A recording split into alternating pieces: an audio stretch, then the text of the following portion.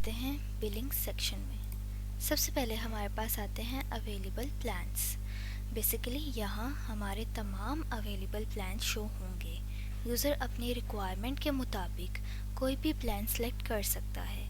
Plan select करने के बाद अगर उस पर कोई ऑन बोर्डिंग चार्जेस अप्लाई होते हैं तो वो सिर्फ पहले मंथ में चार्ज किए जाएंगे, वरना सिलेक्टेड प्राइसिंग के मुताबिक प्लान एक्टिवेट हो जाएगा और उसकी इनवॉइस ऑटोमेटिकली जनरेट होकर बिलिंग सेंटर में आ जाएगी। अब हम आ जाते हैं एक्टिव प्लान्स पर।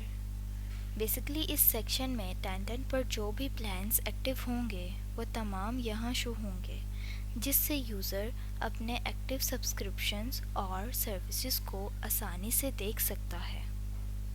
अब हम आ जाते हैं बिलिंग सेंटर में।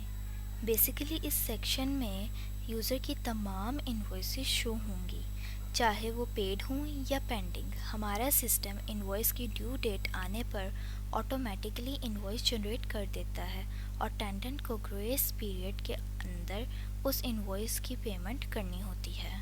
अब आते हैं पेमेंट कार्ड्स पर।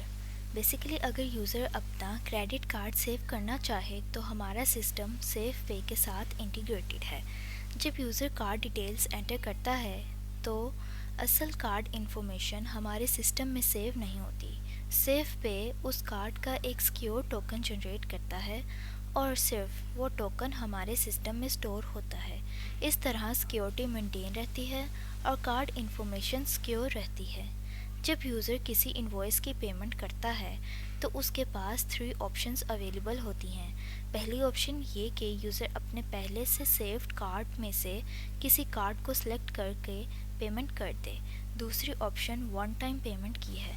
इसमें यूज़र नया कार्ड एंटर करता है, पेमेंट कंप्लीट करता है और कार्ड डिटेल्स सिस्टम में सेव हो जाती हैं। तीसरी ऑप्शन ऑन डिमांड या मैनुअल पेमेंट रिक्वेस्ट की है। इस ऑप्शन में पेमेंट रिक्वेस्ट मैनुअली सबमिट की जाती है और फिर सुपर एडमिन वेरीफाई करता है कि पेमेंट रिसीव हुई है या नहीं। वेरिफिकेशन के बाद पेमेंट अप्रूव या डिनाई की जाती है।